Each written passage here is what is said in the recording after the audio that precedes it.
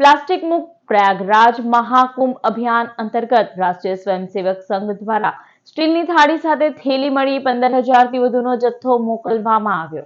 રાષ્ટ્રીય સ્વયંસેવક સંઘ ભરૂચની પર્યાવરણ સંરક્ષણ ગતિવિધિના માધ્યમથી અને સમાજના વિવિધ સંગઠનો, સજ્જનો અને જાગૃત નાગરિકો દ્વારા ઉત્તર પ્રદેશના પ્રયાગરાજ ખાતે યોજાનાર મહાકુંભમાં પ્લાસ્ટિક મુક્ત કુંભ બને અને હરિત કુંભ યોજાય તે માટે પ્લાસ્ટિક મુક્ત પ્રયાગરાજ મહાકુંભ અભિયાન હાથ ધરવામાં આવ્યું છે, જેમાં સમાજના વિવિધ સંગઠનો, જાગૃત નાગરિકો દ્વારા મહાકુંભમાં મોકલવા માટે એક સ્ટીલની થાળી અને સાથે થેલી આપવામાં આવી છે।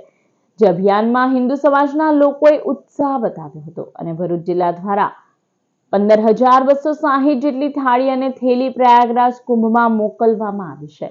આ અભિયાનમાં 50 જેટલા કાર્યકર્તા અને વિવિધ સોસાયટીઓ તેમજ પરિવારો જોડાઈ ભરૂચ જિલ્લાના તમામ તાલુકાઓમાંથી હિન્દુ સમાજના લોકોનો સહયોગ આપ્યો હતો।